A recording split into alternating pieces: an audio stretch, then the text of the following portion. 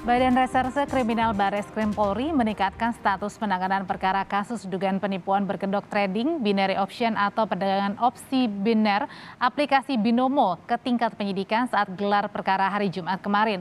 Polisi saudara menemukan adanya dugaan peristiwa pidana sebagaimana dilaporkan terkait perkara tersebut. Dari hasil gelar perkara yang dilakukan Barreskrim Polri Jumat kemarin, penanganan kasus dugaan penipuan berkedok investasi lewat trading binary option atau perdagangan opsi biner aplikasi Binomo naik ke tingkat penyidikan. Kepala Biro Penerangan Masyarakat Polri Brigjen Ahmad Ramadan menyebut, polisi menemukan dugaan unsur tindak pidana pada kasus tersebut. Polisi juga telah kembali memanggil influencer asal Medan Indra Kesemo alias Indra Kens yang diduga menjadi afiliator Binomo. Namun, Indra disebut bepergian ke Turki untuk berobat dan masih dalam perjalanan kembali ke Indonesia. Dilakukan gelar perkara yang dipimpin oleh Wadir Tipit Eksus Barreskrim Polri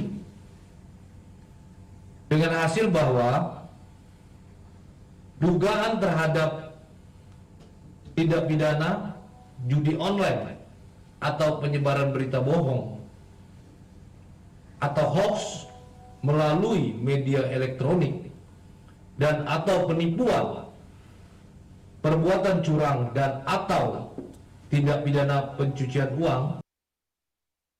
Dalam postingan di akun Instagram, Indra Kens akhirnya mengakui investasi bodong Binomo yang pernah ia promokan tidak terdaftar di OJK dan ilegal.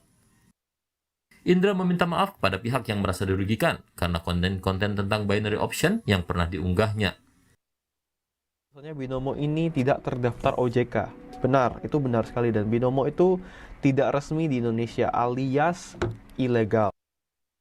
Menurut kuasa hukum korban, para korban kebanyakan tergiur setelah melihat penampilan dari influencer di media sosial yang meyakinkan untuk berinvestasi lewat aplikasi Binomo.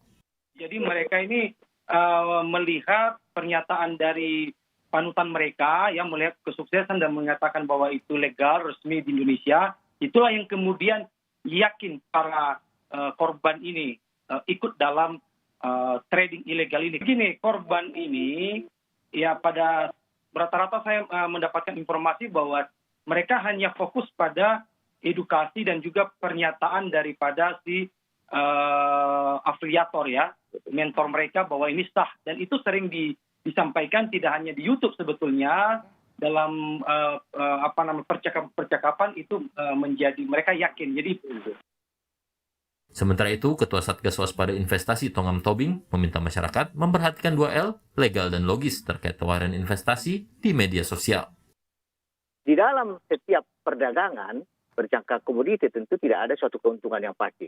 Nah, ini yang kita sampaikan kepada masyarakat, dan jangan percaya ya bahwa banyak sekali testimoni-testimoni palsu yang dilakukan oleh para influencer ini, bahwa mereka itu mendapatkan keuntungan yang sangat cepat dengan jumlah yang besar. Ini jangan cepat percaya di sini.